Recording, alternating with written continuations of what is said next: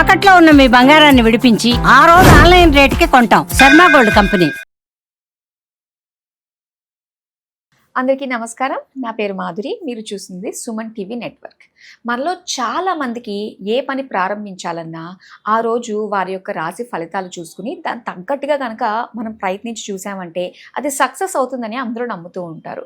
అయితే విశ్వావసునామ సంవత్సరం తర్వాత చైత్రమాసం, మరి చైత్రమాసంలో ఎలా ఉండబోతుంది అనే దానికంటే ప్రతి ఒక్కరికి అర్థమయ్యేటట్టుగా ఇలాగా మాస ఫలితాలు అందరికీ అర్థమవుతాయి కాబట్టి ఇంగ్లీష్ మాస ఫలితాల ప్రకారంగా అంటే ఏప్రిల్ మాసంలో ప్రతి ఒక్క రాశి వారికి అంటే 12 రాశుల వారికి ఎలా ఉండబోతుంది, ఎలాంటి జాగ్రత్తలు తీసుకోవాలి, ఎలాంటి పరిహారాలు చేసుకోవాలి అన్న విషయాలు మనకి తెలియజేయడానికి మనతో పాటు ఉన్నారు ప్రముఖ జ్యోతిష్య పండితులు గురుస్వామి రాజన్ నంబూద్రి గారు. నమస్కారం గురుగారు. నమస్కారం అమ్మా. గురుగారు, ఇక వృషభ రాశి వారికి ఎలా ఉండబోతుందో తెలియజేస్తారా? తప్పకుండా అమ్మా. ముందుగా శ్రీ మహాగణపతి దేవతోపే నమః. చూసే వంటి వీక్షకునికి నమస్కారం. అందరికీ మంచి జరగాలి.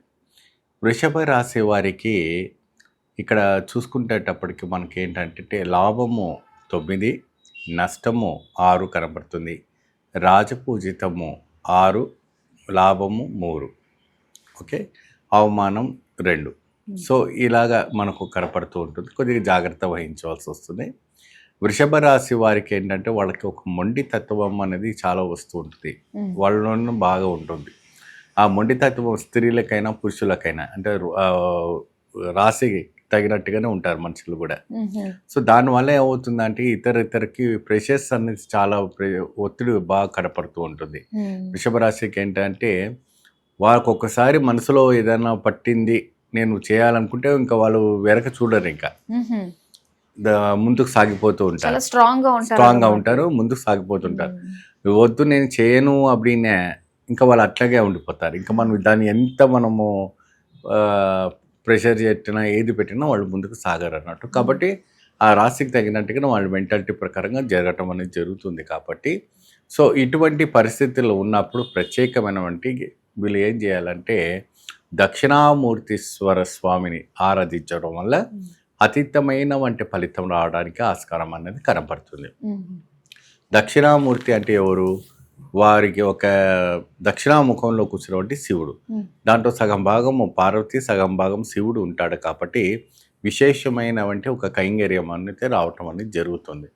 దక్షిణామూర్తీశ్వరునికి ప్రత్యేకమైన వంటి కైంకర్యం ఆరాధన చేయటం వల్ల అద్భుతమైన ఫలితాలు రావడానికి అవకాశం కనపడుతుంది. ఏ విధానంగా చేయాలి அப்படின்னா వీళ్ళు బుధవారం నాడే మనకు తినే శనగలు ఉంటుంది కదమ్మా, మామూలుగా నల్ల శనగలు తెల్ల శనగలుగా ఉంటుంది.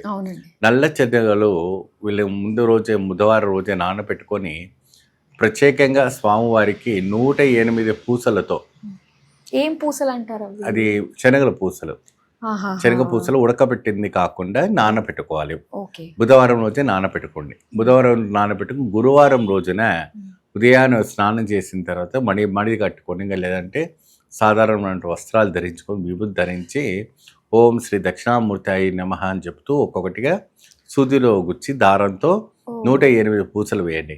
దక్షిణామూర్తీశ్వర స్వామి ఒక ఆలయం ఉందంటే స్వామివారికి ప్రత్యేకంగా ఆ విగ్రహానికి వేసి స్వామివారికి దర్శనం చేసుకోండి. లేని పక్షాన ఇంట్లో పట్టం ఉందనుకోండి, ఆ పట్టంలో స్వామివారికి వేసి నమస్కారం చేయండి. దీపారాధన వచ్చేటప్పటికి విప్ప నూనె పెట్టి చక్కగా స్వామివారికి దీపారాధన పెట్టి ఆరాధన చేసుకుంటే చాలా బాగుంటుంది. మహిళలకు కూడా సేమ్ ఇదే విధానం చేయాలి, పురుషులకైనా ఇదే చేయాలి. సో ఇలాంటి పొజిషన్స్ ఉన్నప్పుడు ఇంకా ఆదాయం ఇంకా అధికంగా రావాలి.